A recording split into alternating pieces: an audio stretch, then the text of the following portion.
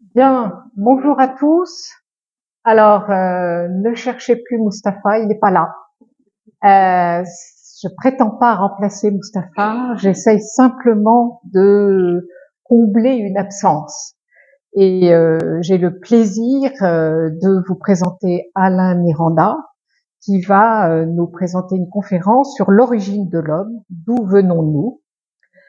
Alors, Alain Miranda n'a pas de formation classique de paléontologue, ce qu'il m'a très honnêtement précisé. Alors déjà, paléontologie, qu'est-ce que c'est? Il nous le dira, mais moi j'ai été rechercher. C'est la science des origines et de l'évolution de la lignée humaine. Voilà ce que j'ai lu. C'est-à-dire c'est l'évolution morphologique de l'homme au cours du temps à partir des restes fossilisés. Alors si Alain Miranda n'a pas de formation classique, il a une immense curiosité et il a une passion. Et je pense que ça remplace très largement d'une autre façon une formation et un métier qu'il aurait pu exercer dans ce domaine, parce qu'il va avoir une approche de généraliste.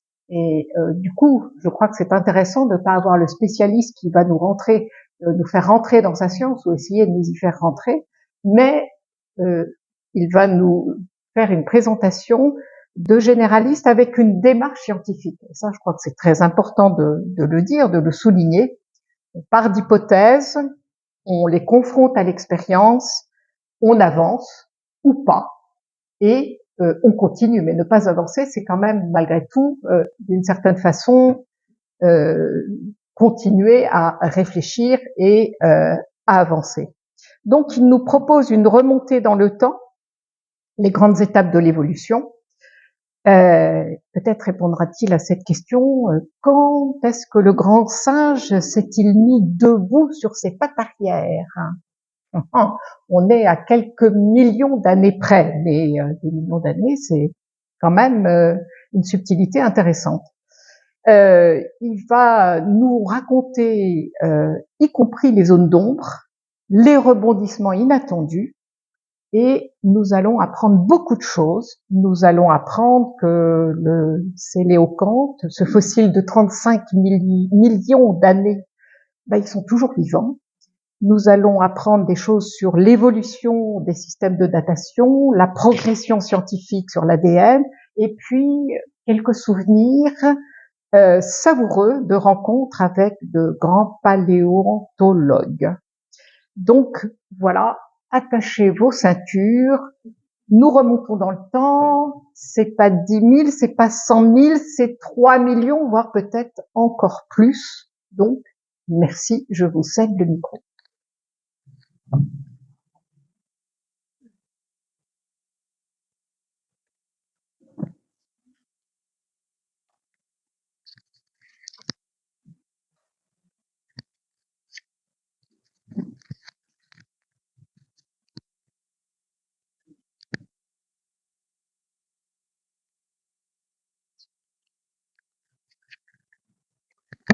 Bon, merci beaucoup pour cette introduction très élogieuse.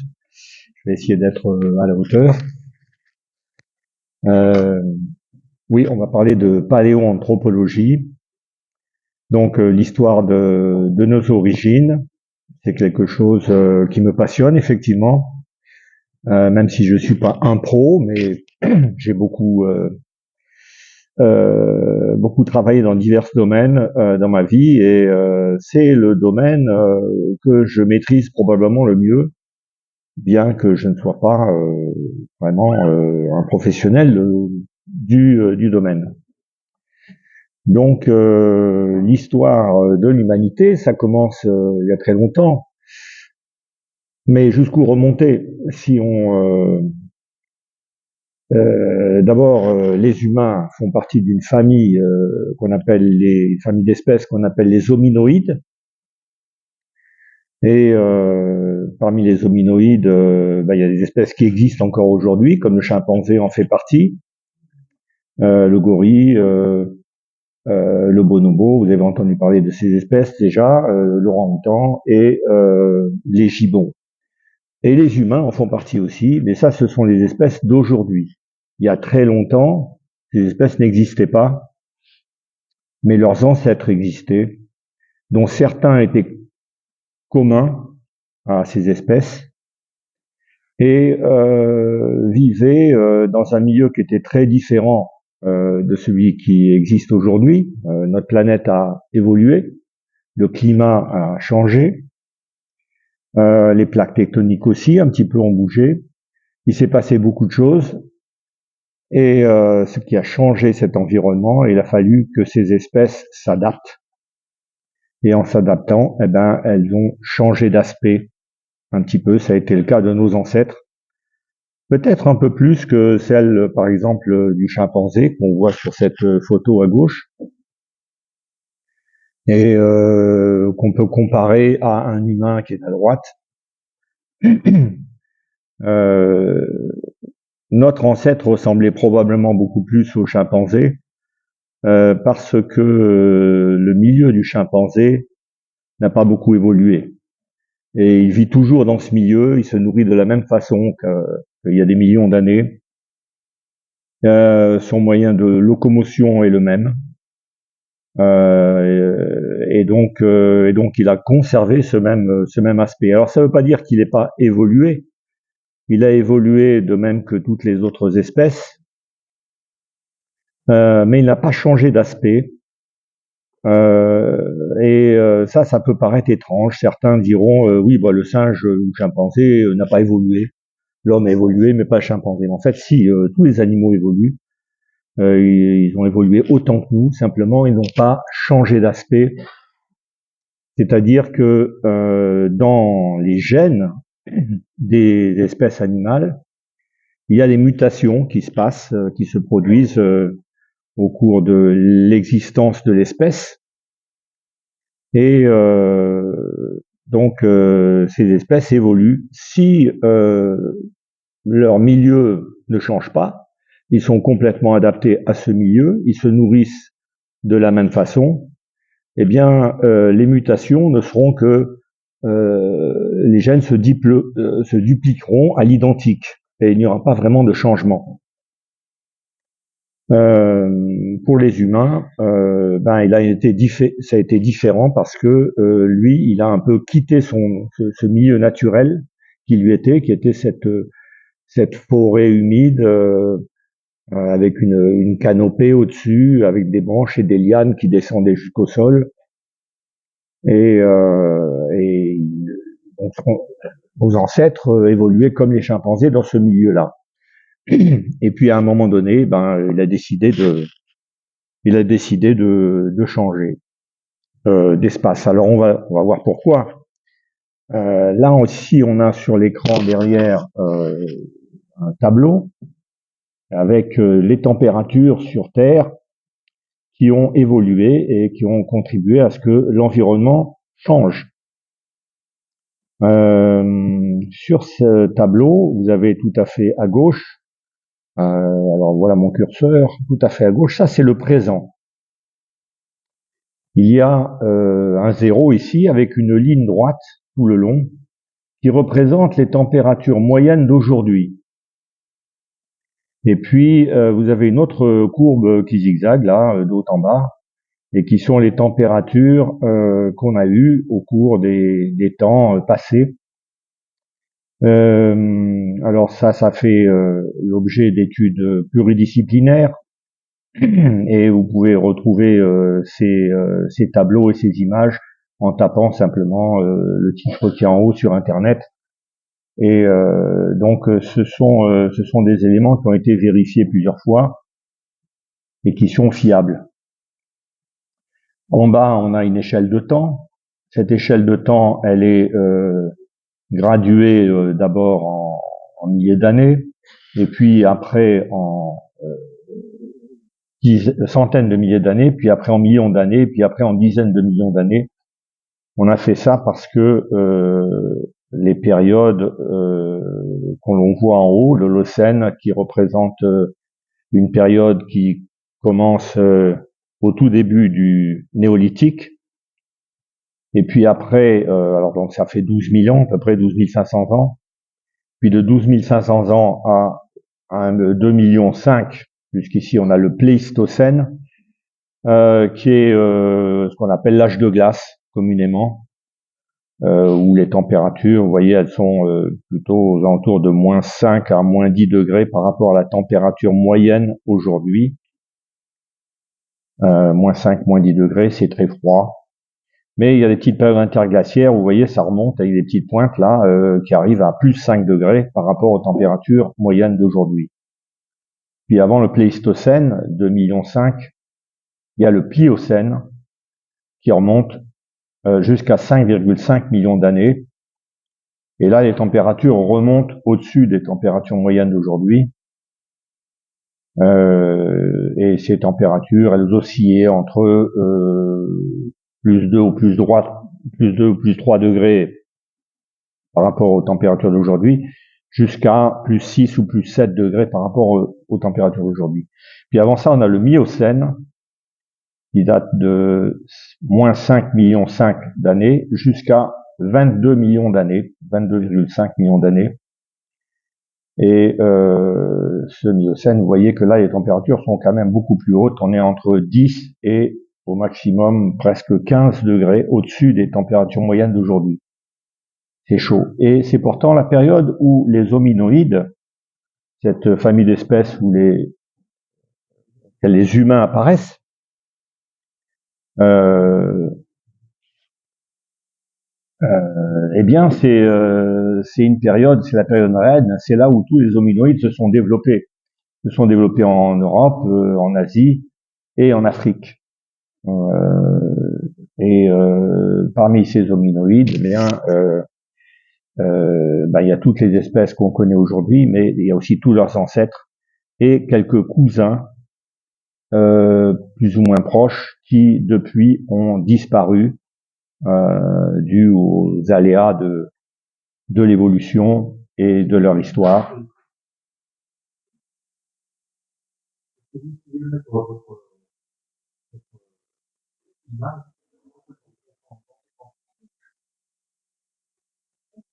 Ah non, là je crois que je suis au plus gros. Hein.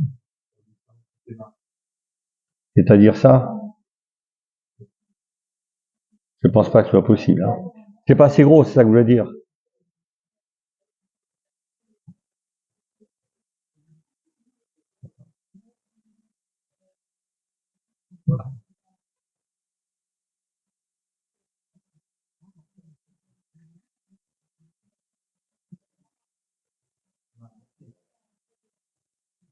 Vous voyez mieux là? Ah oui, oui. D'accord. Ah ouais, c'est très bien, c'est très bien. Ça me va bien, si ça vous va. Donc le Miocène, c'est cette partie-là. Et l'ancêtre commun aux chimpanzés et aux humains, ben, on l'estime à peu près 6,5 millions d'années. C'est à peu près là où mon curseur est. Vous voyez mon curseur aussi? Ah non, vous voyez plus mon curseur. Hein. On n'a pas un petit bip là?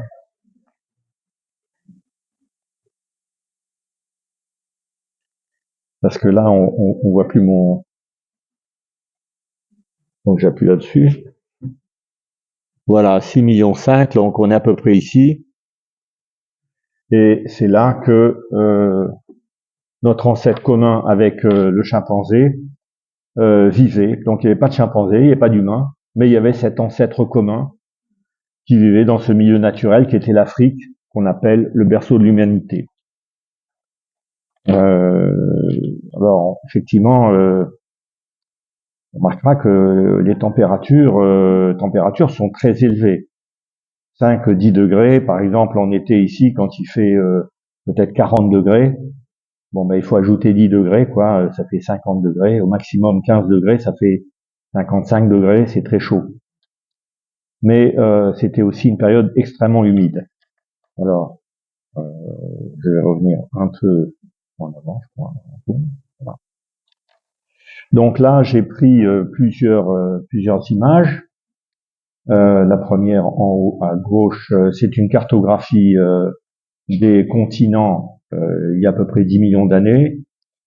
C'est une image que vous pouvez retrouver aussi sur YouTube et qui a fait l'objet aussi d'études pluridisciplinaires et qui remonte jusqu'à l'époque de la Pangée. Bon, vous avez tous entendu parler de la Pangée. Il y a une époque où tous ces continents formaient qu'un seul continent,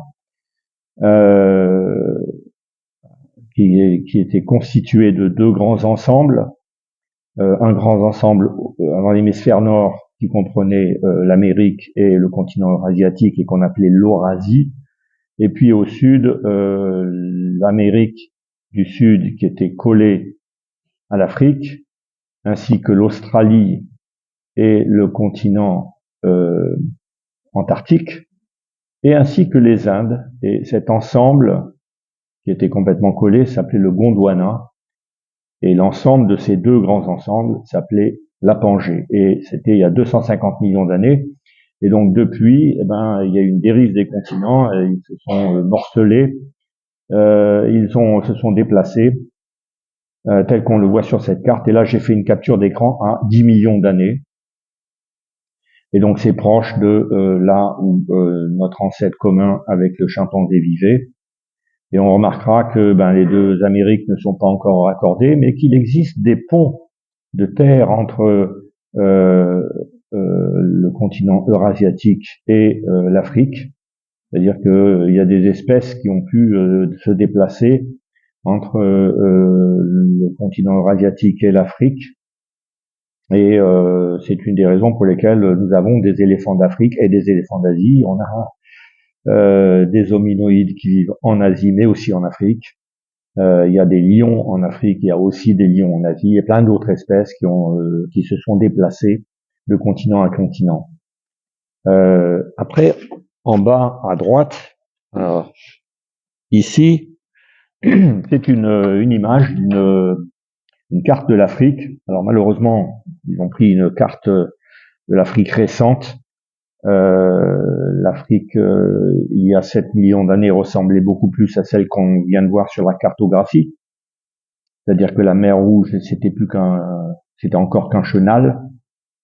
Mais bon, mis à part ça, ça nous intéresse pas trop. Ce qui nous intéresse, c'est la couverture végétale de cette Afrique. Et on voit qu'il y a deux aplats de couleurs. Le vert, représente une forêt intertropicale humide, et puis au nord, une savane arborée, ainsi qu'au sud.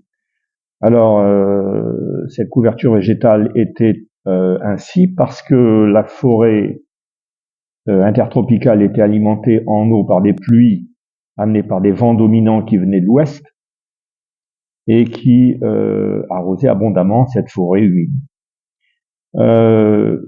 Sur l'hémisphère nord, dû à la rotation de la Terre, les alizés ici vont tourner dans ce sens-là et au sud dans ce sens-là.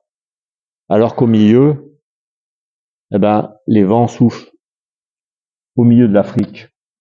Et donc, ici, les vents partant vers le nord et alimentant en eau des forêts en Europe, alors qu'au sud, les vents amenaient des pluies vers l'océan austral et laissant les deux régions, ici et ici, beaucoup plus arides, beaucoup plus ouvertes, comme on peut le voir sur cette image ici, avec le bestiaire qui existait à cette époque-là, qui ressemble à celui qu'il y a aujourd'hui, bien que les espèces ont un peu évolué, mais on sait reconnaître les proboscidiens, c'est-à-dire les éléphants, les rhinocéros qui étaient peut-être un peu plus gros que à cette époque-là, enfin qui étaient plus gros à cette époque-là que maintenant, des antilopes aussi qui ont aussi un peu évolué, les équidés. Puis ils n'ont pas montré les félins, les prédateurs, mais bon, peut-être ils étaient cachés. Et puis en bas à droite, à gauche, je veux dire ici, on a ces hominoïdes qui vivaient dans la forêt intertropicale. Il y a aussi cette zone intermédiaire entre les deux ici, qui n'était pas aussi nette que sur cette image. Il y avait une zone qui devait faire à peu près 150 à 200 km de haut, une bande qui était une zone de transition entre la forêt dense intertropicale et la savane. Et ça se retrouvait aussi en bas, ici. On avait aussi une zone qui était moins boisée. Au fur et à mesure qu'on allait vers la savane, c'était de plus en plus ouvert. Et lorsqu'on se dirigeait vers la forêt, c'était de plus en plus dense. La forêt intertropicale étant faite de grands arbres qui dépassaient les 50 mètres. Avec, comme ils étaient proches les uns des autres, ces arbres, il y avait une canopée continue, quasi continue, mis à part quelques lacs et quelques montagnes, donc il y avait quelques trouées, mais qu'on pouvait contourner facilement. Et donc les primates arboricoles qui vivaient dans cette forêt intertropicale pouvaient aller de l'océan Atlantique à l'océan Indien sans descendre de l'arbre. Bon, ça indique quand même la densité de cette forêt. Et il y avait peu de lumière qui arrivait jusqu'au sol, et donc au sol il n'y avait pas grand-chose. Les animaux vivaient principalement dans la canopée, où ils se nourrissaient de fruits, de feuilles tendres, de petits insectes aussi, mais parfois aussi des œufs, parce qu'il y avait des oiseaux qui y nichaient. Et voilà, c'était l'essentiel du bestiaire là. Et puis dans ces zones de transition qu'il y a entre la savane et la forêt, eh bien là les arbres étaient beaucoup plus espacés et la canopée était interrompue évidemment. Donc ces animaux, notamment les hominoïdes, lorsqu'ils avaient épuisé la nourriture d'un arbre, pour continuer à se nourrir, ils étaient obligés de descendre de l'arbre et aller jusqu'à l'arbre suivant, puisque la canopée n'était pas continue, donc ils étaient obligés de descendre au sol, et puis au sol, parcourir quelques dizaines de mètres, parfois quelques centaines de mètres, pour aller jusqu'à l'arbre suivant. Alors, parmi ces primates arboricoles, il y a deux grandes familles d'espèces, qui existent toujours d'ailleurs, mais à cette époque-là, c'était leurs ancêtres, évidemment. Il y a d'une part les singes simiiformes, qui sont des petits singes avec une queue. Aujourd'hui, on connaît le macaque ou le babouin, les singes colobes, les singes attelles, etc.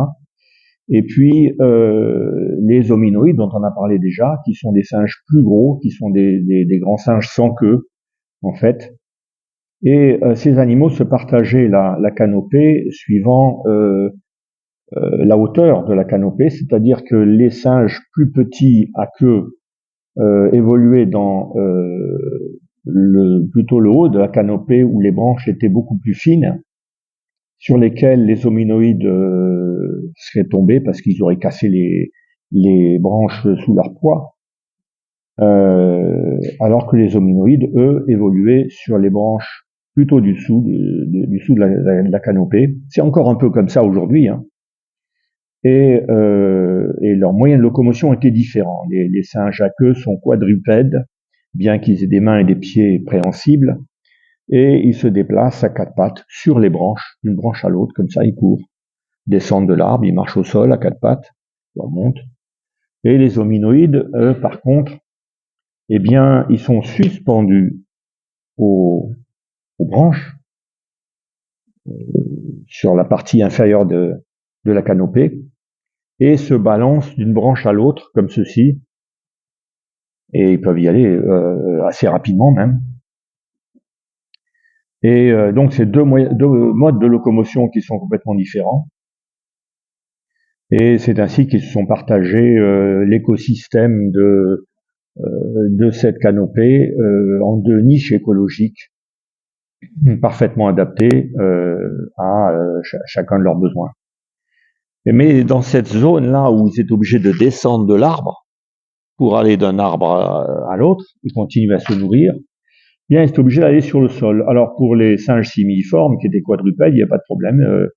Ils arrivaient au sol et ils galopaient jusqu'à jusqu'à l'arbre suivant, et parfois, ils se faisaient attraper par un félin.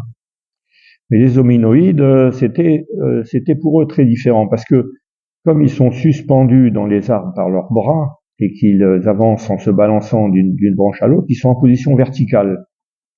Ils descendent de l'arbre, ils sont en position verticale, ils remontent dans l'arbre, ils sont en position verticale, ils sont tout le temps en position verticale.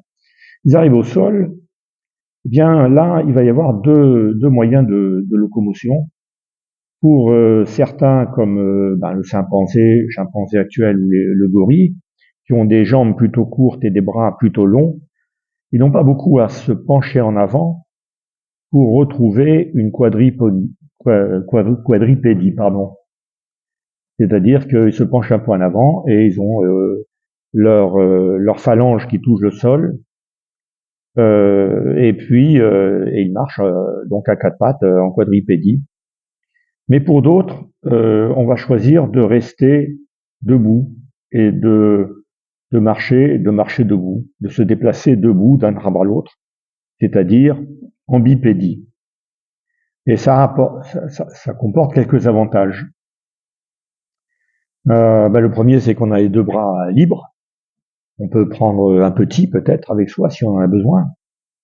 On peut s'armer d'un bâton ou d'une branche, au cas où il y a un prédateur. On peut aussi regarder au-dessus des hautes herbes pour voir si la voie est libre jusqu'à l'arbre suivant. Puis il y a un troisième élément qui est très important, c'est qu'on a vu que les températures étaient très hautes. Dans ces latitudes-là, au pic de la journée, ça tapait dur, le soleil. Et donc en étant debout, on présente moins de surface du corps au soleil. Et donc certaines espèces vont se déplacer debout, en bipédie, pour atteindre l'arbre suivant. Et on le sait que ça s'est passé comme ça parce qu'on a des fossiles. On a des fossiles qui nous donnent, qui nous indiquent que, effectivement, des espèces d'hominoïdes se baladaient dans ces zones-là, debout. Alors, marchez pas tout le temps debout parce que ces hominoïdes continuent à se nourrir dans les arbres. Donc c'est juste pour aller d'un arbre à l'autre.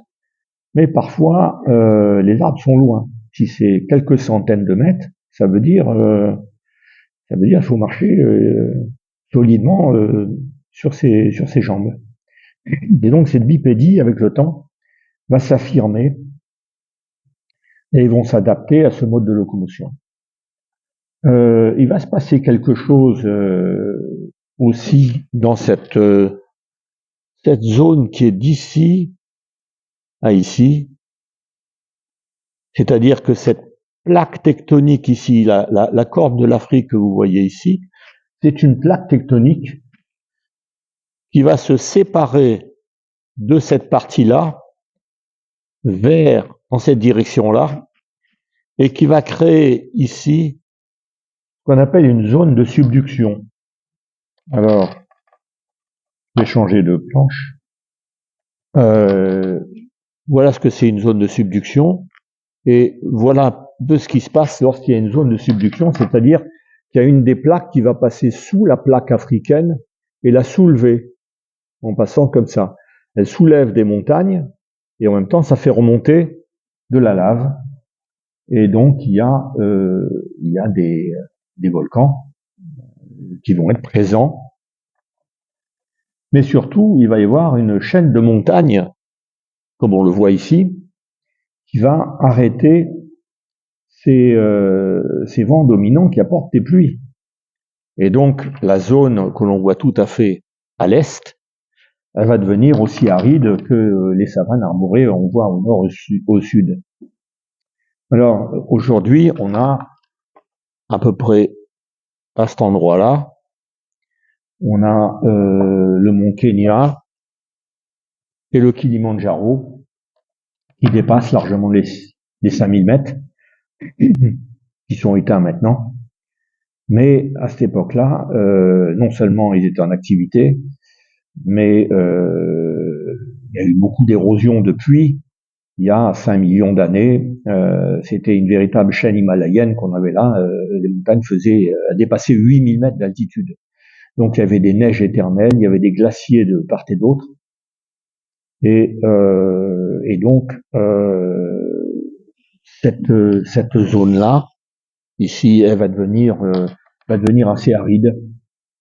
Et puis il va y avoir la fonte des neiges à chaque printemps, qui vont alimenter évidemment des fleuves et des lacs dans cette forêt intertropicale, et qui vont parfois séparer des espèces. Par exemple, nous avons, alors c'est pas représenté ici, mais je vous l'indique, il y a le fleuve Congo ici, et le fleuve Congo, au nord de ce fleuve, il y a des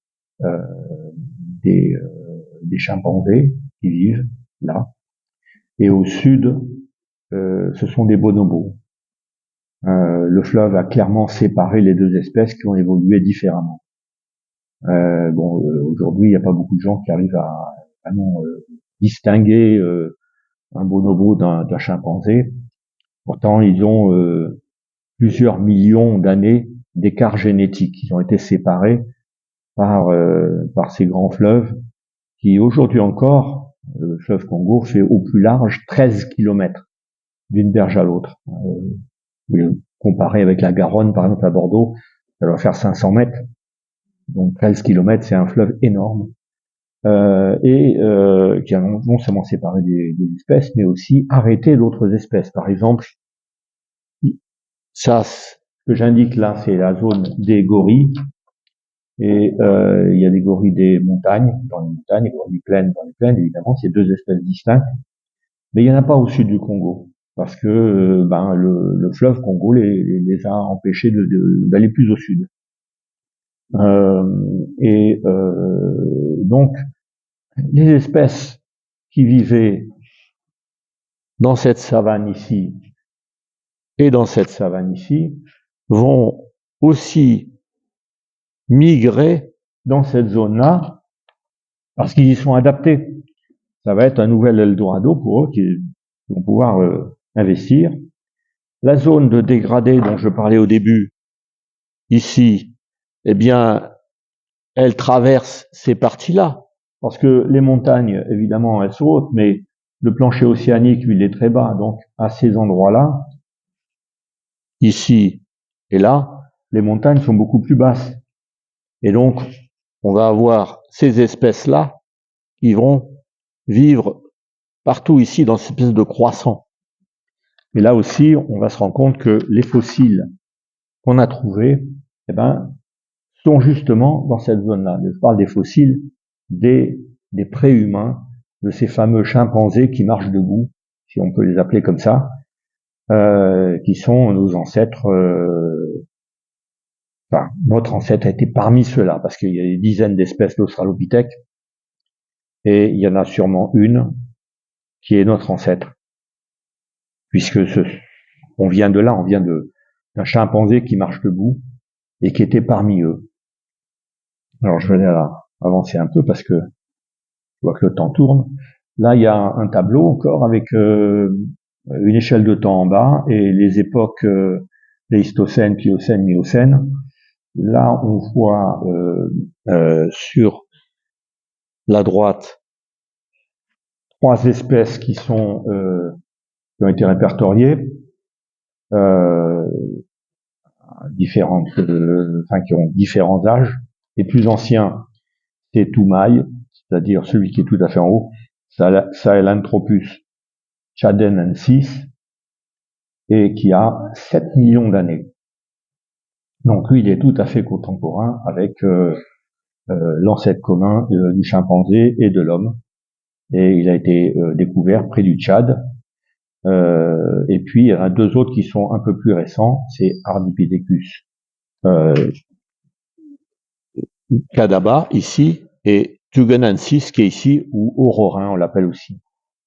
Et puis, après, vous avez toute une série plus récente de familles d'Australopithèques qui sont en jaune, ici. Et ces Australopithèques, on va avoir aussi dans la planche suivante, les voici. On a Toumaï en haut aussi, Ardipithecus, Aurorin, etc. Et vous remarquez que, eh bien, ces fossiles ont été trouvés dans ce croissant, c'est-à-dire dans ces zones beaucoup plus déboisées de la forêt. Il faudra ignorer celle qui est là-haut, parce que ça, c'est une espèce plus récente. C'est Jebel Irhoud, une espèce d'Homo sapiens qui a été découverte récemment et qui date de 315 000 ans. Les autres sont évidemment datent de entre 3 millions d'années et 7 millions d'années, hein, comme on l'a vu. Alors, à gauche, enfin ici, on a ce qu'on a découvert. Ici, vous reconnaissez peut-être pas, mais c'est Lucie. Lucie, celle que Yves Coppens a découvert avec son ami Donald Johanson en 68, qui a 3 millions d'années, et qui est un australopithèque dont on a un squelette assez complet.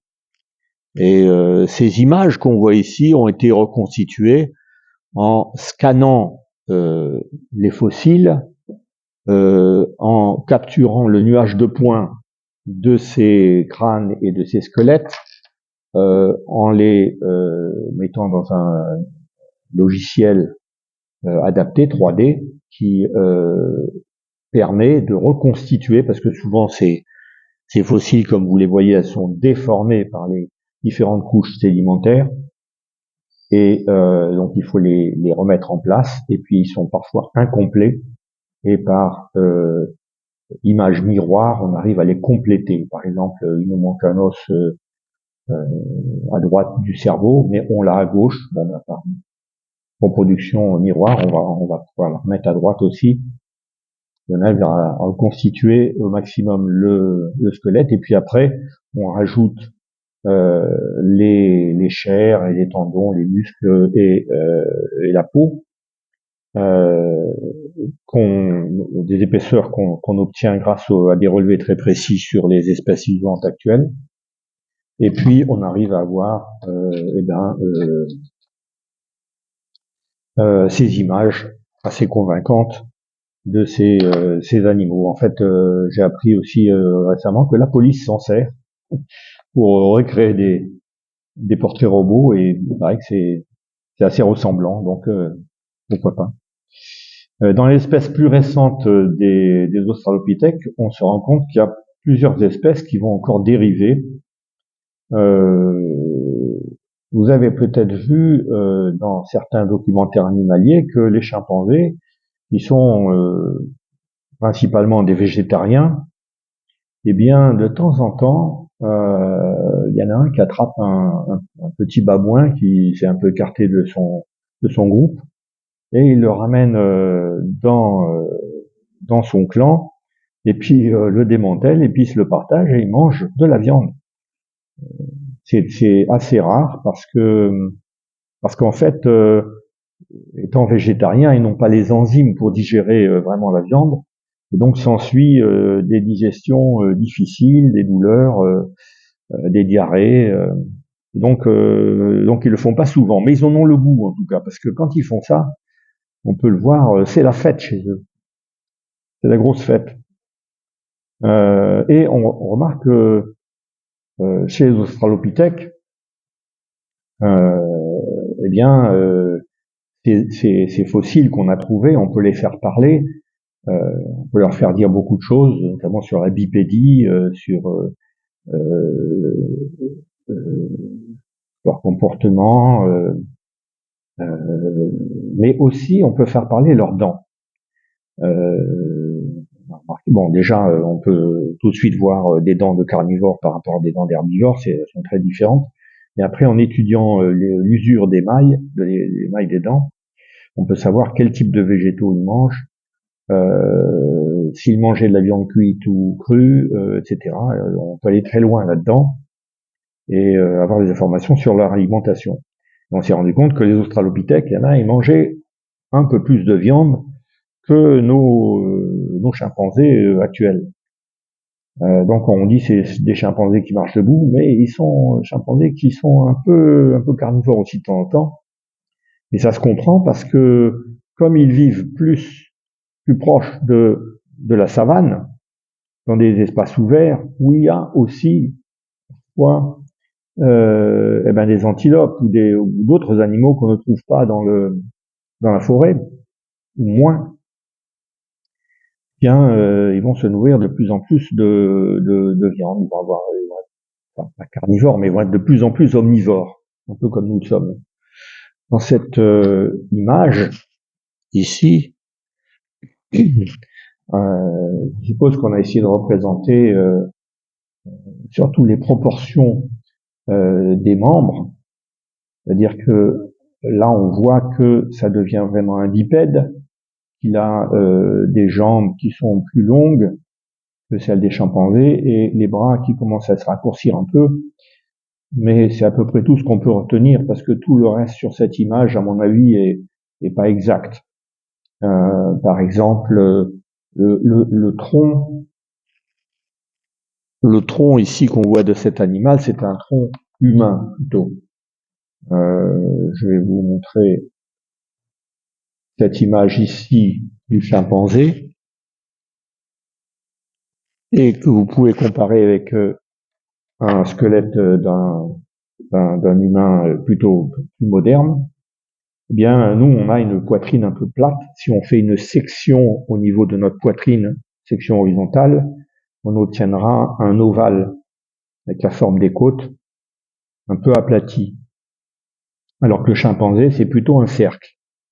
Et puis, verticalement, là, on voit que son torse, il est un peu en forme de barrique et il chapeaute un appareil digestif beaucoup plus important que le nôtre. Et ça, c'est parce qu'il est végétarien. Et que dans les végétaux, il y a beaucoup moins de nutriments que dans la viande. Et son appareil masticatoire, il est aussi très développé parce qu'il est à l'image de cet appareil digestif avec un tube digestif qui est beaucoup plus long que le nôtre et un estomac qui est beaucoup plus gros. Et donc, on peut imaginer que en ayant une nourriture beaucoup plus carnée, eh bien, ça nous libère beaucoup plus de temps. Un gorille, par exemple, il dévore à peu près 40 kilos de végétaux par jour. Il mastique des végétaux à peu près 10 heures par jour. Alors que nous, on fait 2-3 repas par jour et on est tranquille, on a plein de temps pour s'amuser, pour faire plein d'autres choses. Et donc, on comprend beaucoup mieux cette évolution vers la bipédie, vers une alimentation plus carnée, vers l'utilisation des mains qui sont libérées de notre moyen de locomotion, puisqu'on n'utilise plus que nos jambes. Si je reviens à cette image, ici, donc il faut imaginer qu'il avait un tronc un peu plus avancé, avec un appareil digestif qui était beaucoup plus important que ça. Le pied, il n'est pas encore comme ça. À cette époque-là, jusqu'à à peu près 2 millions d'années, on a le gros orteil qui est un peu dépassé, qui est un peu décalé des autres orteils, et qui est un peu tourné sur le côté et qui lui permet aussi de grimper aux arbres. Il a un pied encore qui est préhensible. Il est adapté à la bipédie, mais il est aussi adapté à l'arboricolie.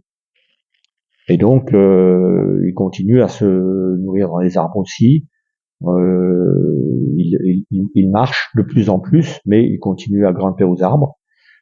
Déjà, il y a beaucoup de prédateurs qui ne montent pas aux arbres, comme les loups, les chiens et les hyènes en particulier.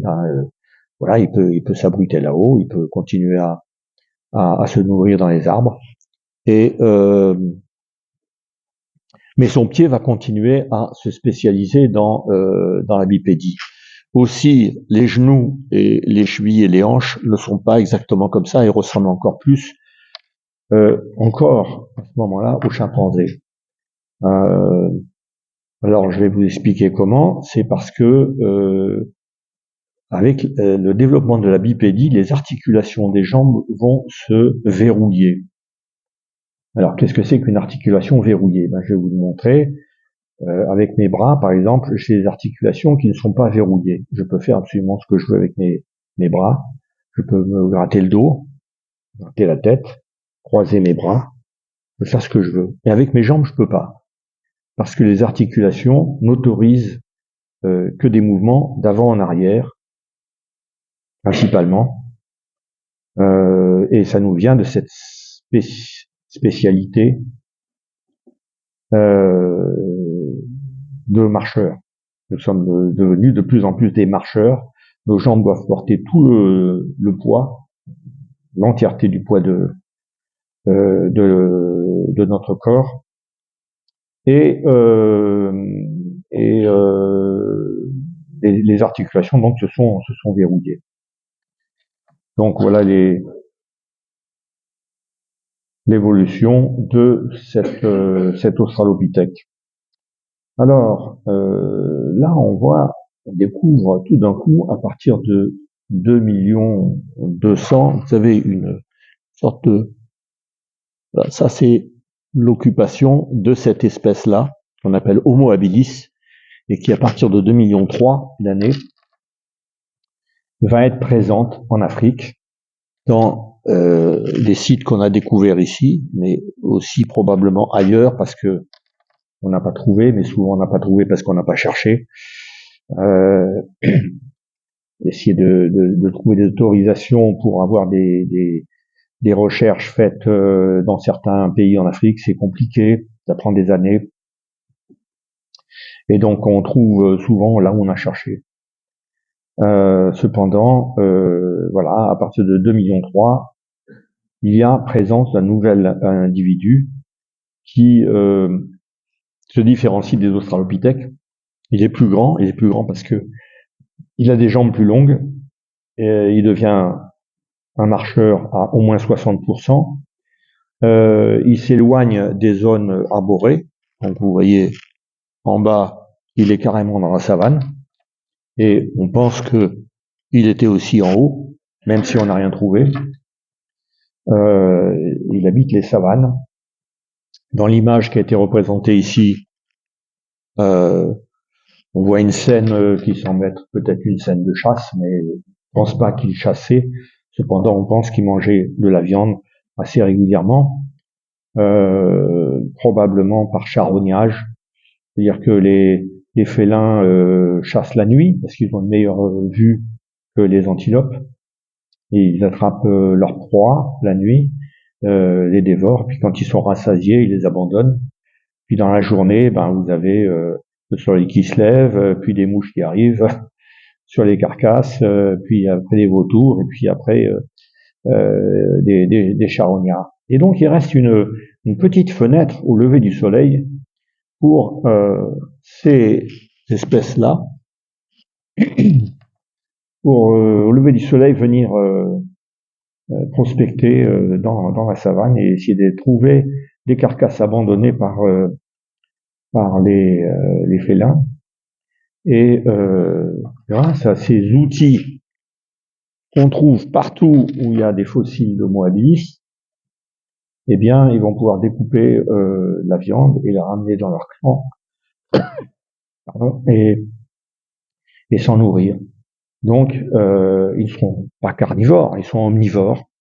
Ils mangent maintenant de la viande assez régulièrement. Ces outils qu'on voit là, c'est des galets qu'on peut trouver partout. On sait que les chimpanzés utilisent aussi des outils, mais bon, c'est par exemple écraser des noix avec une pierre, ça va pas tellement plus loin que ça. Ils vont dégarnir une branche de leurs feuilles, de leurs tiges, pour pouvoir aller chercher des termites dans un trou, ou des insectes. Mais là maintenant, on a des galets aménagés c'est-à-dire qu'en percutant deux galets, eh bien, il y a un éclat qui s'en détache et ça découvre un tranchant. Et ce galet qui a un tranchant a un autre côté arrondi qui est bien pratique parce qu'on peut bien le prendre, le manipuler, et on peut découper de la viande, on peut même la hacher. Et c'est souvent ce qu'ils font. D'ailleurs, on a retrouvé des traces de ça sur des planches, des pierres plates, je veux dire. Ils vont déposer un morceau de viande qu'ils ont découpé sur une carcasse, et là, ils vont la hacher de manière assez menue, de façon à obtenir une sorte de steak tartare, je dirais, et qui est beaucoup plus digeste, parce que manger de la viande crue par morceaux comme ça, c'est encore difficile pour ces espèces. Mais ça leur permet, petit à petit, d'être moins corpulents, comme le sont encore les chimpanzés. Leur tronc s'affine, leurs intestins se raccourcissent, et leur appareil masticatoire, bien, il se réduit aussi un petit peu. Et puis aussi, on découvre autre chose, c'est que la boîte crânienne, elle s'agrandit un peu. Le chimpanzé a une capacité crânienne d'à peu près 350 cm3, et ceux-là, ils ont entre 500 et 700 cm3 pour les plus récents, qui seront présents encore jusqu'à moins 1,5 million d'années. On remarque aussi sur cette image que dans les zones fessiers et ventrales, commencent à perdre leur poil. Ça, c'est intéressant. Comment est-ce que l'artiste qui a peint ça savait ça? On n'a que des fossiles. Comment on sait que ces animaux-là commencent à perdre leur poil? Eh bien, c'est grâce à des études génétiques qui ont été faites sur les parasites. Les parasites que nous portons, nous aussi. Bon, pas nous parce qu'on se lave tous les jours, mais nous, dans la nature, on a des poux. Je peux vous dire que dans la nature, on a des poux. Et on a des poux sur la tête, et on a des poux pubiens aussi. Et on a décodé le génome de ces espèces. Et on a décodé le génome des puces qu'il y a sur nos toutous aussi. Et on a, grâce à ces études génétiques, on a pu remonter à l'ancêtre commun. Car ces espèces, eh bien, évidemment, ont divergé à un moment où ils vivaient dans des environnements différents, un habitat différent, on dit. C'est-à-dire que les humains, ils ont commencé à perdre leur poil, et donc ces puces qu'ils avaient dans la fourrure, puisque la fourrure se découvrait petit à petit et disparaissait, ils ont migré sur la tête et sur les zones pubis où on a conservé un système pileux. Mais ces systèmes pileux ont évolué aussi, puisque ces poils qu'on avait sur la tête sont devenus des cheveux, et les poils pubiens aussi ont évolué, et ce qui fait que ces poux, eh bien, se sont adaptés et ont évolué différemment. C'est pour ça que les poux pubiens ne vont pas sur la tête et les poux de la tête ne vont pas sur le pubis. Par contre, ils migrent de pubis à pubis et de tête à tête. Voilà, et grâce aux études génétiques, on a pu dater précisément la divergence de chacune de ces espèces. Donc la puce et le poux divergent il y a à peu près 2 millions d'années, et les poux pubiens et les poux des cheveux, de la tête, migrent il y a à peu près 1,8 million d'années. Et donc on pense que c'est à peu près à cette époque-là que ces espèces ont commencé à perdre leur poil, pour une raison particulière, c'est qu'ils vont développer de plus en plus ce qu'on appelle la sudation. Ils vont transpirer.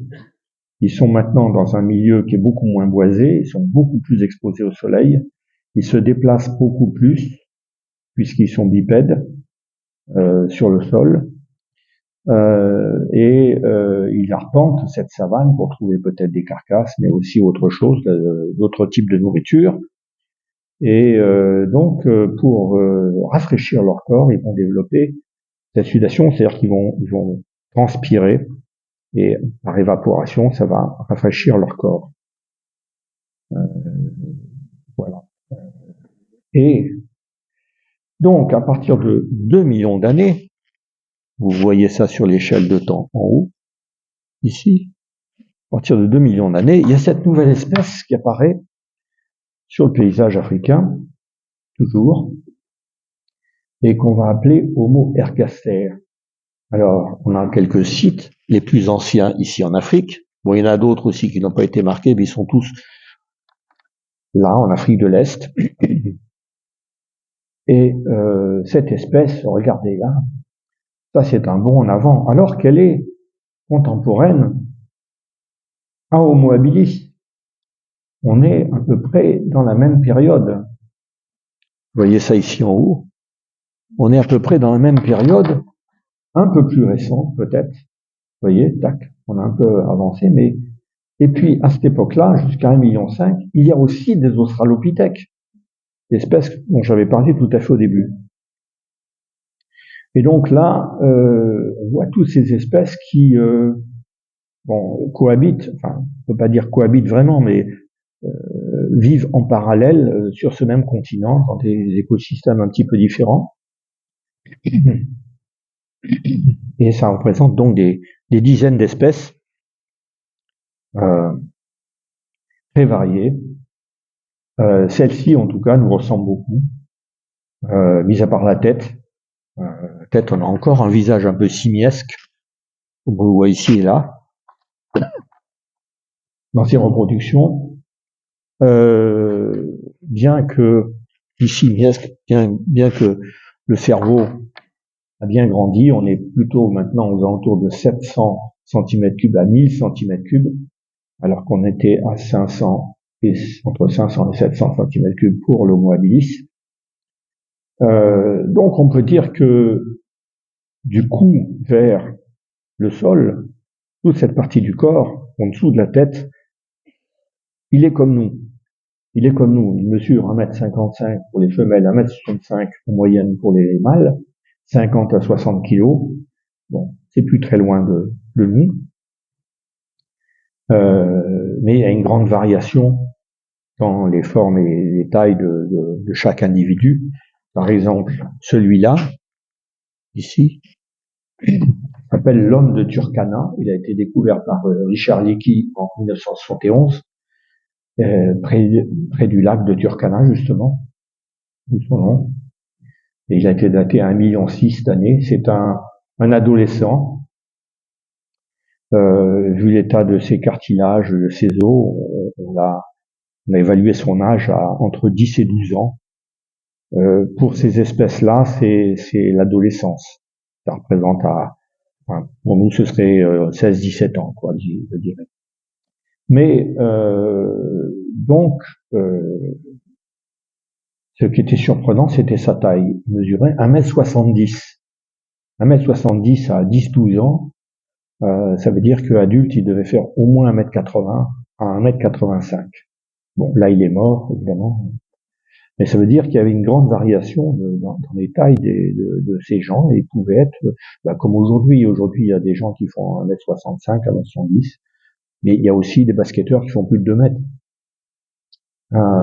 Donc là, c'était pas très différent.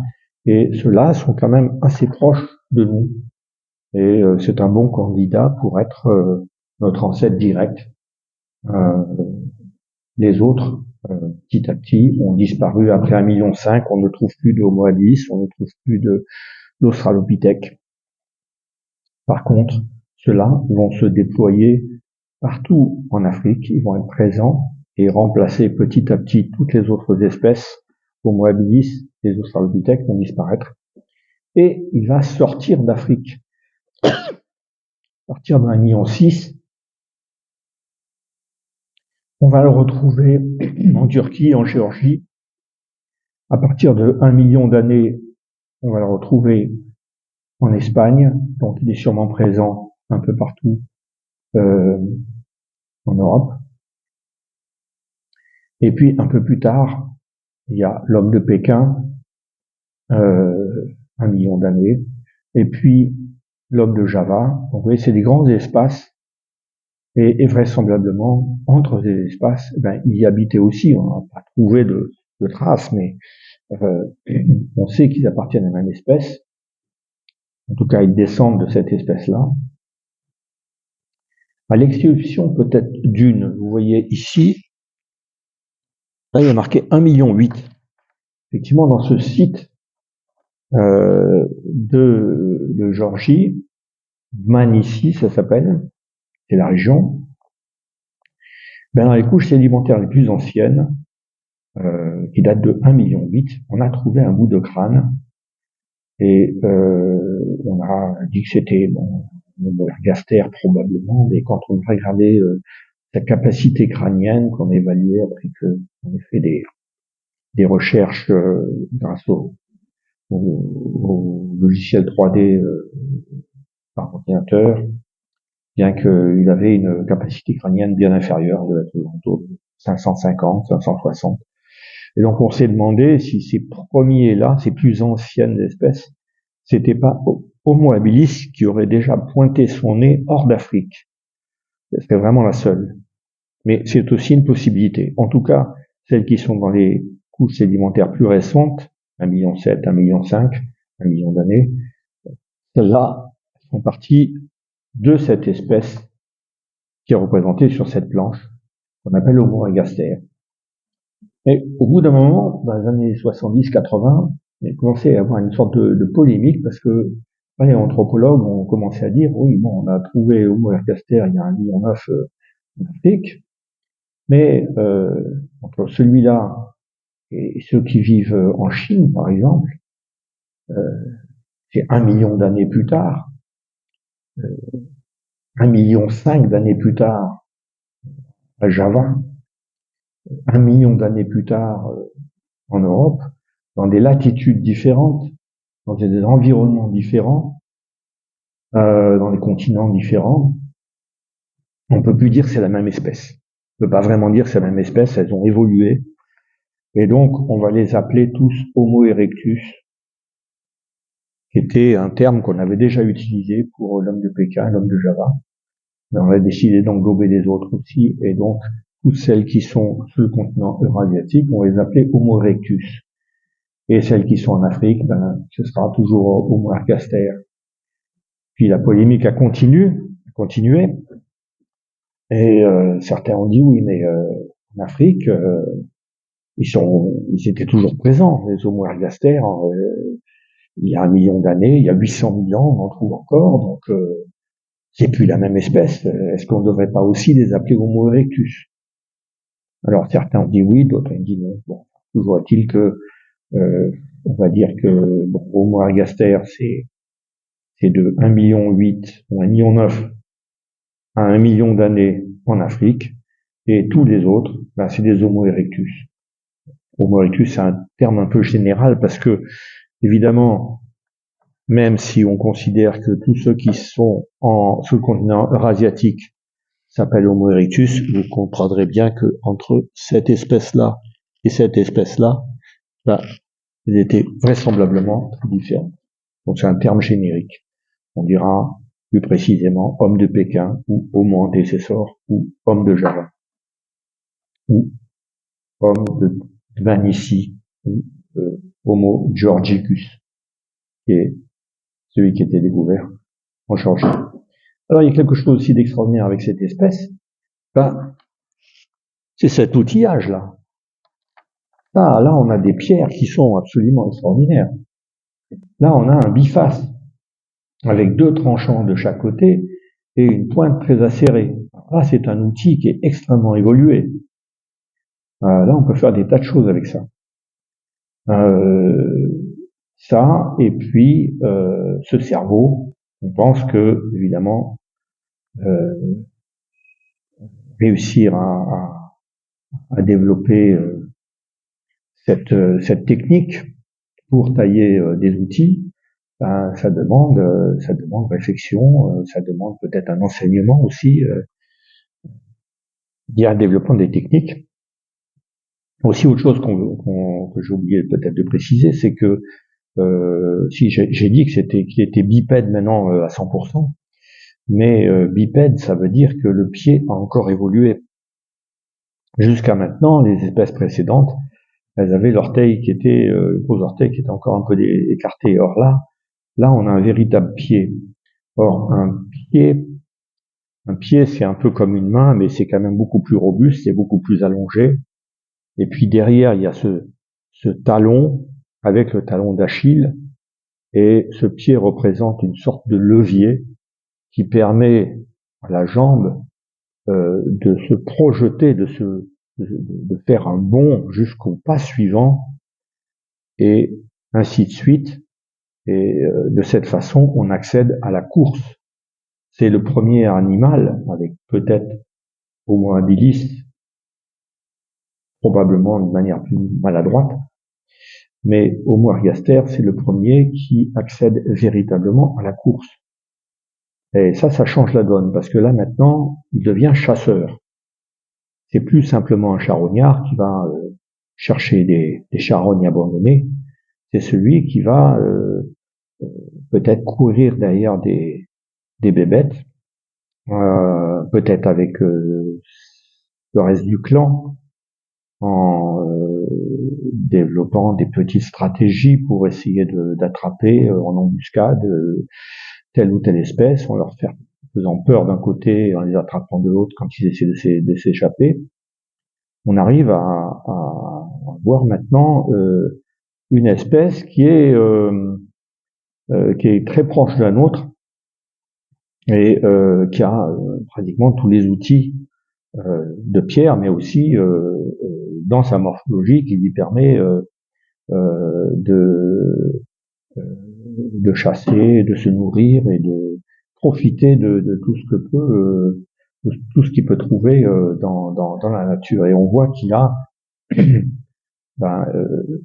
colonisé pratiquement tous les anciens continents, mis à part la partie très au nord. Donc là, on est à 2 millions d'années, jusqu'à 1 million d'années. Si je me reporte à, je vois pas ici, mais à cette 1 million d'années, on est là, et là, vous voyez qu'un million d'années, ça commence à être le début de l'âge de glace.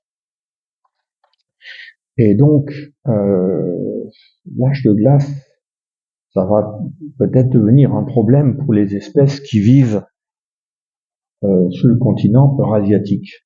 Parce qu'il va faire évidemment froid. On a dit moins 5 degrés par rapport aux températures moyennes d'aujourd'hui.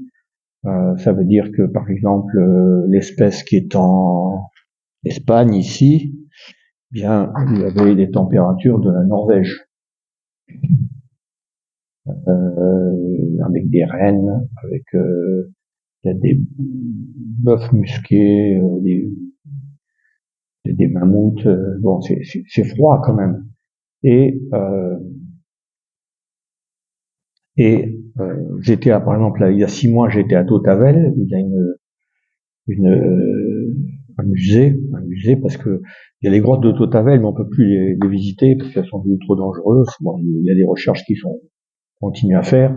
Ils ont construit à quelques kilomètres de là un musée qui est vraiment intéressant, que je conseille de visiter pour ceux qui s'intéressent au sujet de la paléanthropologie, notamment de ces espèces. Et là, j'ai été étonné de voir qu'il n'y avait pas de traces de foyer. Donc cette espèce-là n'utilisait pas le feu. C'est un problème très local parce que en Afrique, on a des traces de foyers humains qui datent de presque 1 million d'années, de 700 000 ans, une chose comme ça. Et là, eh bien à Tautavel, ils n'utilisent toujours pas le feu, mais probablement que ils ont une forme d'habit, parce qu'avec cet outillage-là, on peut commencer peut-être à envisager de tanner des peaux. Bon, si vous tuez un gros animal, si tout le clan s'y met avec des lances, etc., on peut tuer peut-être un gros animal, le dépecer, et puis après tanner la peau, l'enduire de graisse, laisser sécher, l'assouplir. C'est du travail. C'est du travail qui demande probablement aussi de développer en parallèle un moyen de communication. Et on pense aussi que c'est à peu près avec cette espèce-là, dans cette époque-là, entre 2 millions et 1 million d'années, que le langage articulé va se développer. On en a des traces aussi sur le squelette. Certains diront qu'on retrouve autour de là où nous avons nos cordes vocales, les os qui sont beaucoup plus écartés et qui pourraient laisser place à un organe de la parole.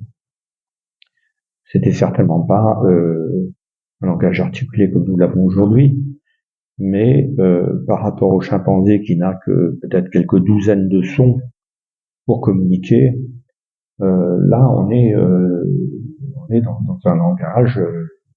Bon, il n'utilisait probablement pas le subjonctif conditionnel, etc., mais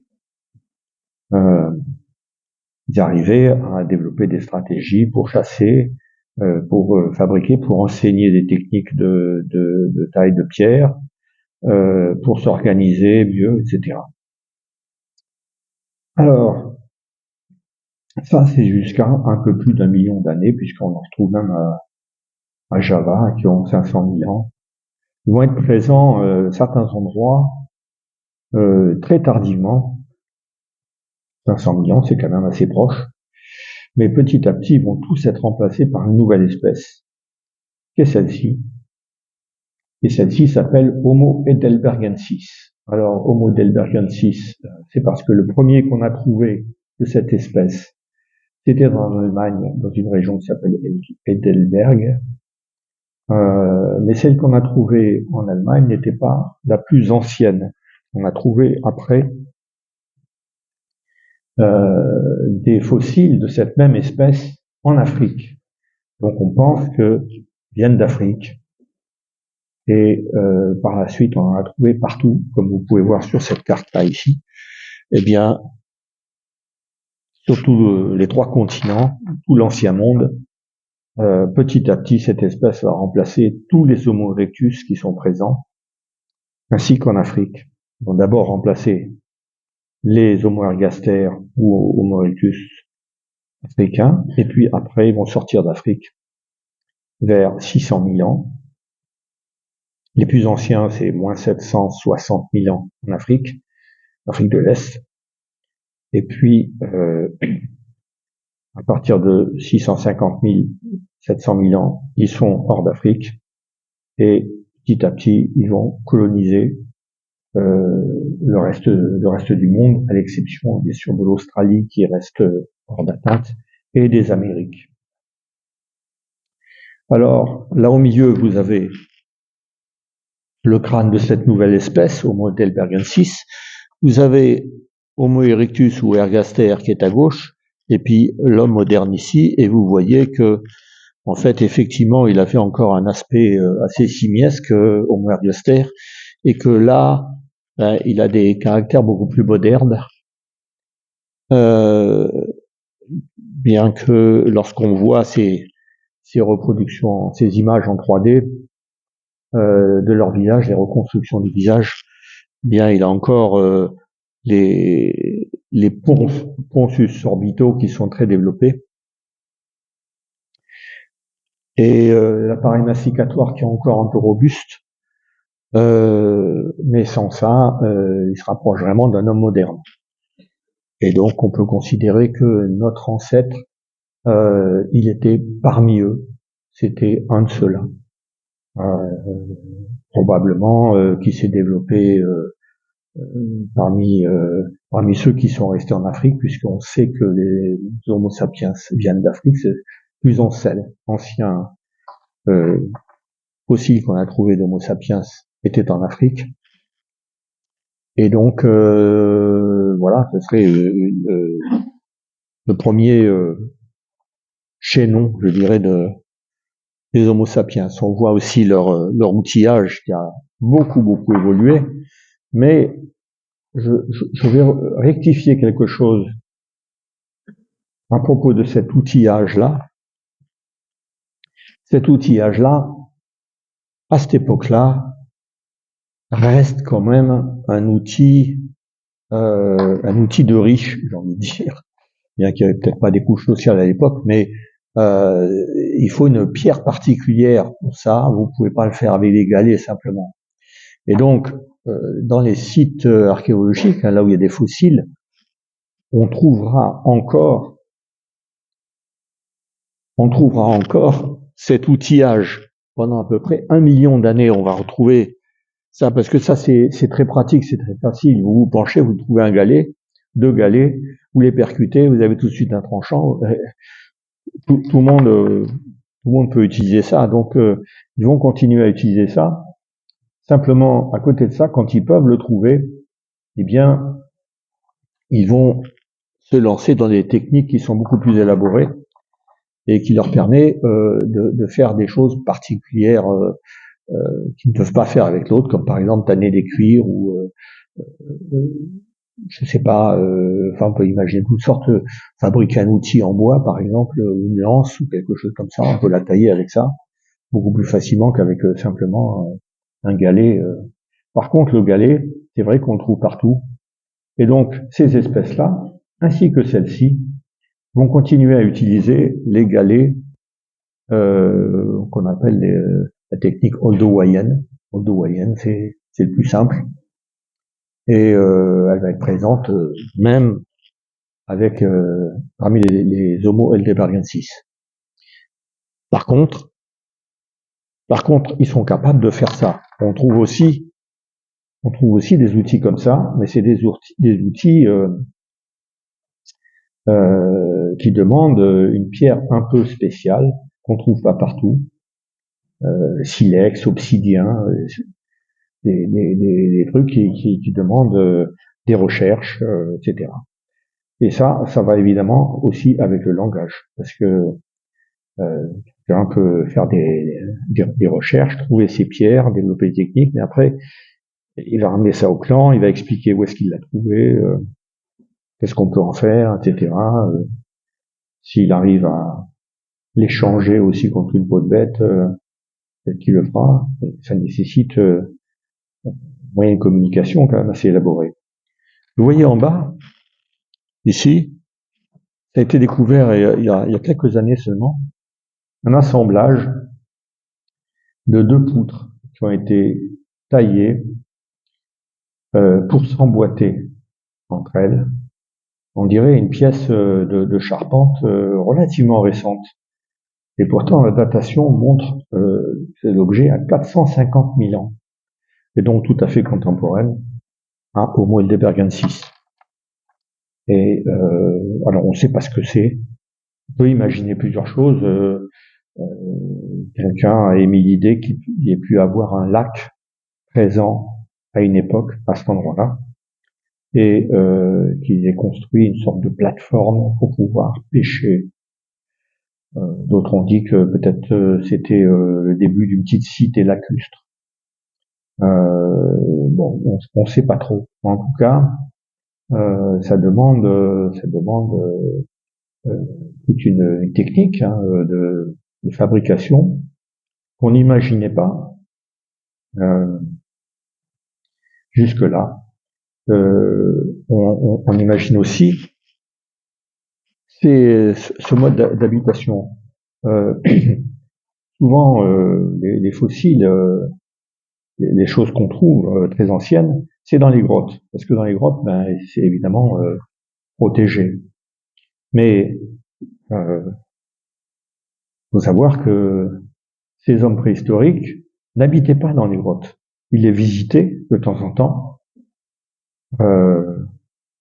mais c'est pas là qu'ils vivaient parce qu'ils se déplaçaient beaucoup entre des zones de chasse, des zones où il fallait trouver justement la pierre pour la tailler, des zones de rencontre entre différents clans. Donc ils se déplaçaient dans un territoire qui devait faire à peu près entre 50 et 70 km de côté, quoi. Et donc, lorsqu'il n'était pas dans les grottes, il fallait qu'il s'abrite.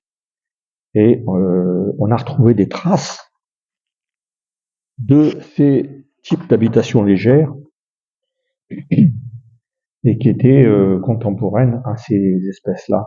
Mais on pense que Homo erectus, précédemment, l'utilisait aussi. Simplement, on n'en a pas de traces parce que, évidemment, tout ce qui est en bois se décompose assez rapidement. Et d'ailleurs, on n'a pas retrouvé ces petites charpentes là qu'on voit sur cette image. Ce qu'on a retrouvé, en fait, c'est dans les couches sédimentaires, c'est les trous dans lesquels ils avaient planté le bois, qui s'est décomposé dedans et a laissé le trou se fossiliser en l'état, puis qui s'est rempli de sédiments. Et les chercheurs, avec leurs petits pinceaux, leurs petites truelles, ont redécouvert ces trous avec l'empreinte de l'écorce du bois qui avait été planté. Et ces trous qui étaient espacés régulièrement d'environ 30 cm ou 50 cm laissaient imaginer ce genre de structure pour structure légère, faire un habitat qui leur permettait de passer abrité une nuit, qui était recouvert probablement au départ par du feuillage, puis par la suite par des peaux de bêtes quand ils ont été capables de tanner les peaux. Et de cette façon, ils pouvaient continuer à être en mode de vie semi-nomadique. Il leur suffisait de simplement rouler la peau et de l'attacher sur le dos pour continuer à marcher, et puis reconstituer plus loin, 50 km plus loin, une petite structure, et puis remettre la peau par-dessus, et puis voilà, ils pouvaient passer une nuit tranquille. On trouvait aussi autour de ces petites tentes des foyers qui étaient entretenus la nuit, et donc un mode de vie semi-nomadique, voilà, et comme on peut en retrouver encore aujourd'hui dans certaines tribus dites entre guillemets primitives, dans des zones encore non développées industriellement. Je sais pas trop comment dire ça, mais voilà. Alors là, j'ai fait un petit tableau qui représente les différentes espèces qui sont sorties d'Afrique à partir de 2 millions d'années, avec Homo ergaster en Afrique, qui devient Homo erectus, puis Homo antecessor, etc., jusqu'à très récemment l'homme de Flores et l'homme de Luzon. Ils sont des îles près des Philippines, des espèces qui ont été présentes jusqu'à 50 000 ans, parce qu'ils étaient vraiment à l'écart des autres zones habitées sur le continent, et donc ils ont pu continuer à exister, mais sous une forme un peu particulière, c'est-à-dire que ce sont des êtres qui font pas plus qu'1,10 m de haut, qui ont un cerveau qui est plutôt petit, et qui sont restés donc avec un mode de vie qui ressemble à celui d'Homo erectus qui vivait il y a 1 million d'années. Alors que partout ailleurs sur le continent, des Homo heidelbergensis étaient déjà arrivés, remplacer les Homo erectus avec des techniques de taille de pierre, industrie lithique, de maîtrise du feu aussi beaucoup plus développée, et qui avait remplacé toutes les autres espèces. Et puis donc vers 700 000 ans arrive Homo heidelbergensis, qui se fait appeler parfois en Afrique l'homme de Rhodésie, mais c'est un Homo heidelbergensis, et qui va coloniser tout le continent eurasiatique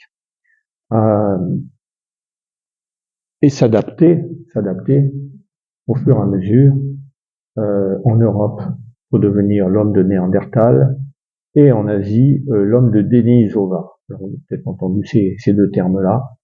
C'est des formes humaines plutôt récentes, tout à fait contemporaines à l'Homo sapiens qui est arrivé hors d'Afrique. Une première sortie dont on a très peu de traces il y a à peu près 250 000 ans, sortie d'Afrique il y a 250 000 ans, très loin ça. Mais ils n'étaient pas vraiment anatomiquement modernes. On pourrait dire c'est un pré-sapien, ou un sapien un peu archaïque, et qui n'aurait pas donné suite. Il aurait finalement disparu. On a en Grèce un site qui s'appelle Apidima, où on a retrouvé une espèce qui a 210 000 ans. 210 000 ans. Il y a juste deux crânes qui sont assez dégradés d'ailleurs. Et voilà, donc on retrouve pas de traces d'eux par la suite. Puis 100 000 ans plus tard, ben là arrivent les premiers hommes modernes qui arrivent d'Afrique et qui vont coloniser tout le continent eurasiatique en remplaçant les espèces existantes que sont Néandertal, Denisovera, etc. Et peut-être d'autres aussi. Et en même temps, il y a ces petits traits horizontaux là qui indiquent qu'il y a eu hybridation entre ces espèces-là. Nous avons aujourd'hui, on le dit, à peu près dans les populations hors d'Afrique, 1 à 3% de gènes de néandertaliens et 4 à 5% de gènes de dénisoviens dans les populations asiatiques. Et il reste aussi un peu de gènes de néandertaliens aussi en Afrique, parce que les migrations se sont faites un peu dans les deux sens. Il y a des populations qui sont sorties d'Afrique, mais il y a aussi des populations qui sont revenues en Afrique, ramenant avec eux quelques un peu de gènes de néandertaliens. Il faut aussi garder à l'esprit que tout cet arbre qu'on voit ici sur le continent eurasiatique, eh bien, il a dû se passer aussi pareil. Hein, c'est une image miroir qu'on peut trouver sur le côté africain aussi. Le même arbre a aussi poussé en Afrique, et d'ailleurs probablement beaucoup plus grand, parce que essentiellement, vous voyez bien que toutes ces populations qui ont peuplé successivement le continent eurasiatique venaient toutes d'Afrique. C'est un petit peu comme si vous aviez sur une propriété un arbre qui pousse, et il y aurait une des branches de cet arbre qui va chez le voisin. Et toutes les populations qu'il y a sur les continents eurasiatiques et ailleurs, aujourd'hui, viennent de cette branche qui est sortie d'Afrique. Et donc, on le voit lorsqu'on fait des études génétiques sur des hommes récents aujourd'hui, la variation des gènes parmi les humains modernes est très pauvre sur les populations hors d'Afrique. Et elle est beaucoup plus riche, il y a beaucoup plus de variations dans les gènes en Afrique, des populations africaines, que dans les populations hors d'Afrique.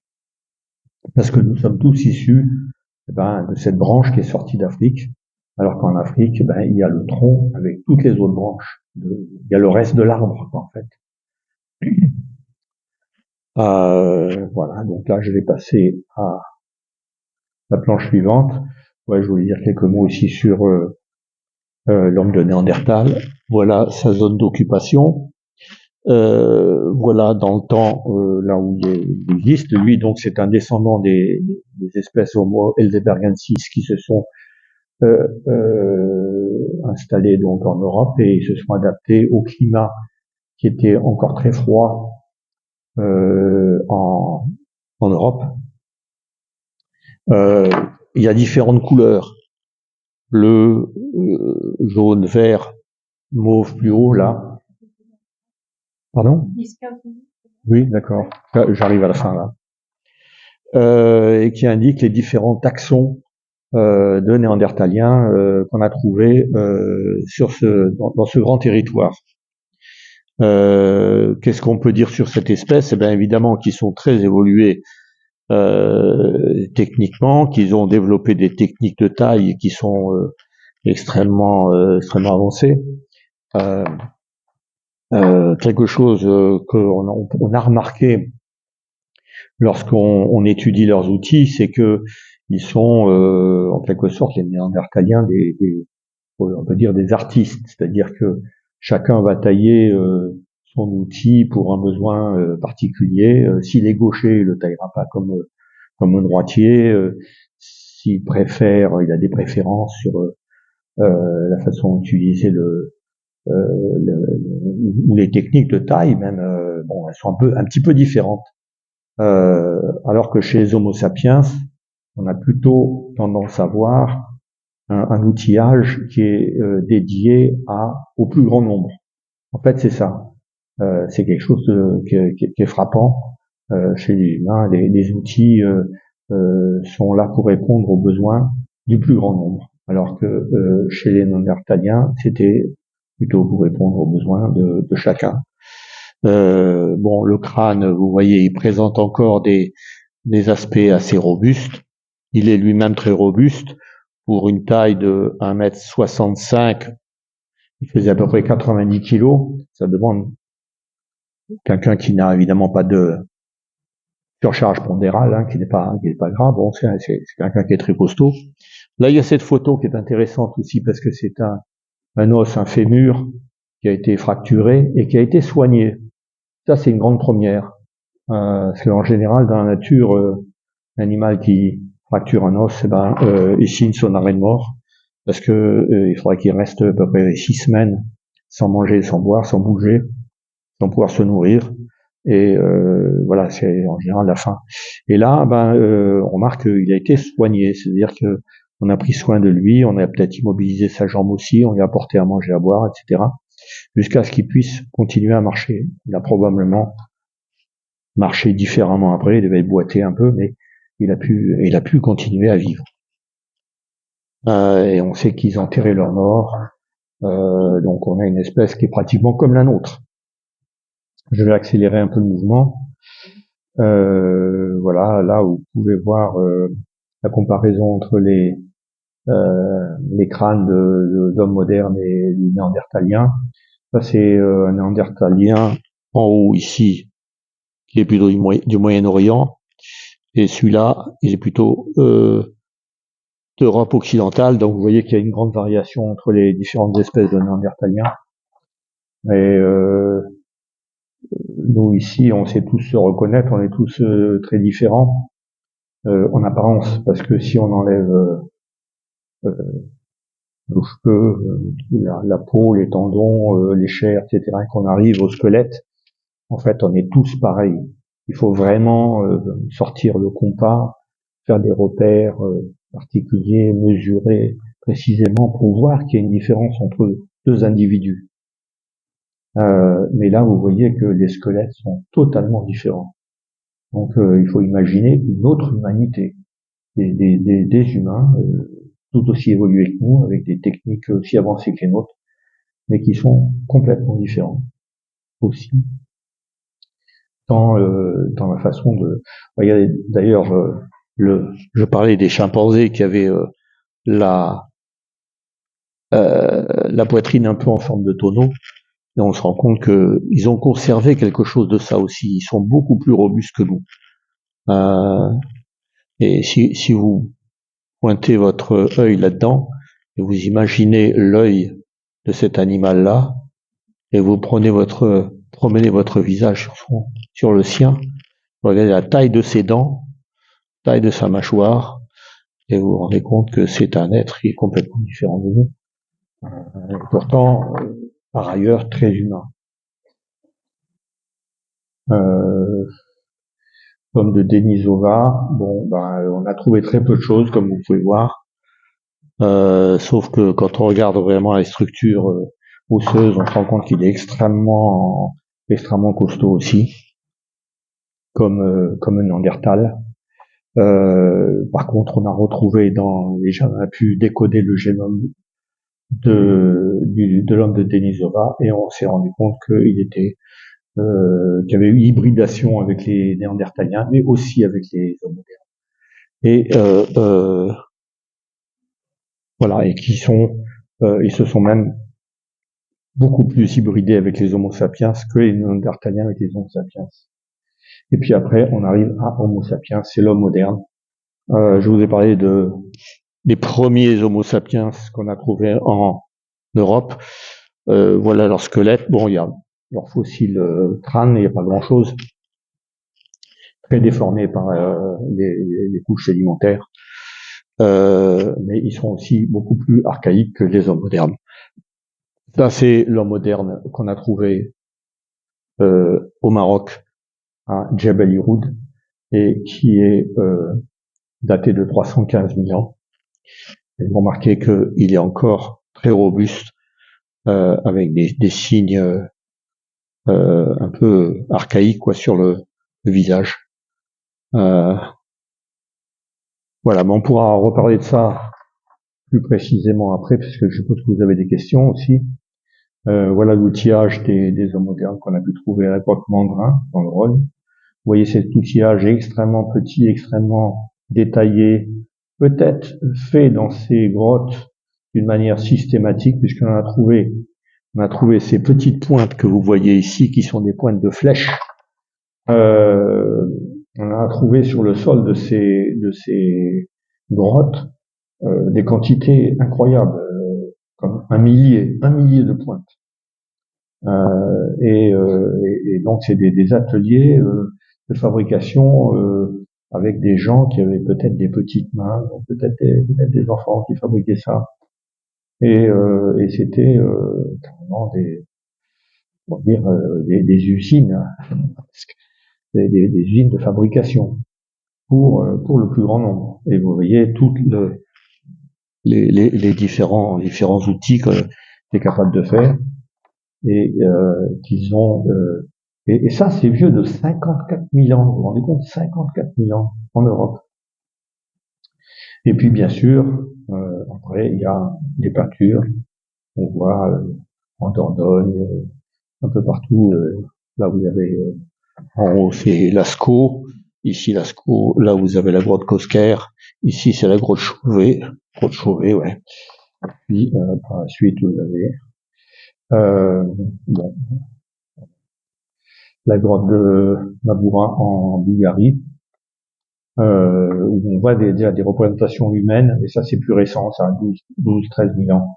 Là on approche du néolithique, hein, donc les peuples qui commencent à se sédentariser, et il y a des représentations humaines. Avant ça, on voit pas beaucoup de représentations humaines, sauf sur les sculptures. On voit des petites figurines comme ça, qui sont parfois magnifiques, comme celle-ci qui est très connue parce que justement elle est très belle.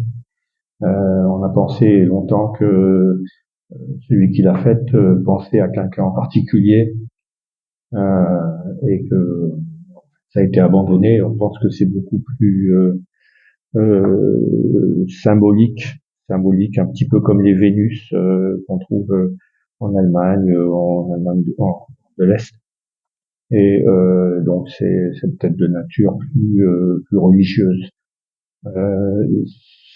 Celle qui est ici, là, c'est le port de Sulawesi, et il n'a d'intérêt que simplement être la plus ancienne représentation, plus ancienne peinture rupestre, puisqu'elle a 45 000 ans, c'est énorme.